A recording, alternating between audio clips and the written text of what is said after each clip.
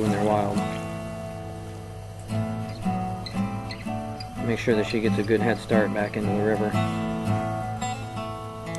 There she goes. Wonderfully done. Wonderfully done, Ryan. Congratulations. Thank you. Today we're going to talk a little bit about spinner fishing for salmon and steelhead. The three most common methods used for fishing a spinner for salmon and steelhead are straight and across retrieve, the downstream swing, and up and across, which is commonly known as thumping, drifting, or tumbling a spinner. Depends on where you're from. For this particular way of fishing a spinner, the idea is to get deep. We use a larger spinner in the 3 to 5 size range, and the idea is to throw upstream and across so that the spinner sinks, but you must maintain control of the line to keep it from diving into the rocks. The idea is to get a long, straight presentation through the entire length of the drift.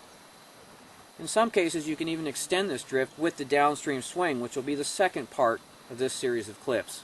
But for the purposes today, we're using a larger spinner to properly illustrate the upstream and across presentation. Let's take a look at how this works. Alright, what we have here is just a perfect spinner fishing scenario. This drift is about 4 to 8 feet on average. It has little deep pans here and there that hold fish.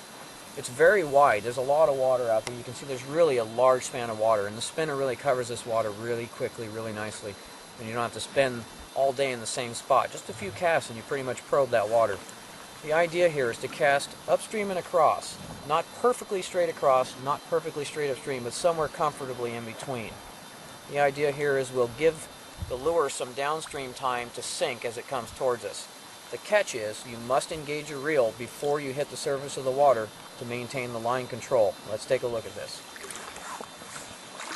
If you're waiting, get a firm position where you're standing, get the rod over your right shoulder, throw upstream and across. Again, not straight across, not straight upstream, but somewhere comfortably in between. Before the lure hits, engage the reel and begin the line control. You notice I keep my rod tip up, but as I've gained my line control, I drop the rod tip and allow that lure to sink as it's coming downstream. A small belly in the line is actually forming. This is okay. I can feel that spinner now tapping the bottom, but I can also feel it thumping. I am drifting that spinner through the bottom range of this drift. This is the effective way to take steelhead in this type of water.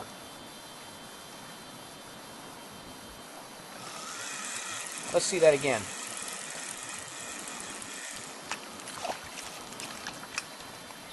Put the rod over your right shoulder. Cast up and across, not totally upstream, not totally straight across, but up and across.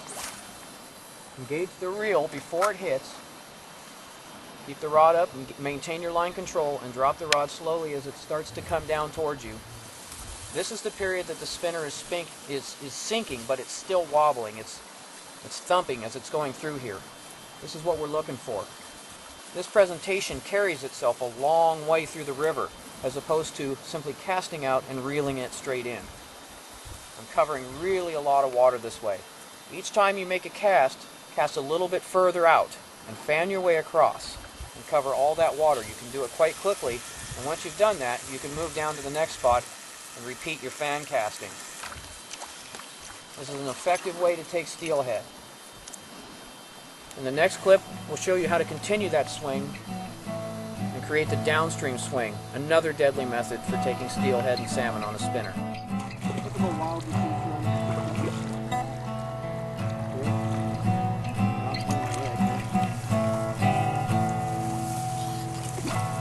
Don't let her go until she's ready to go.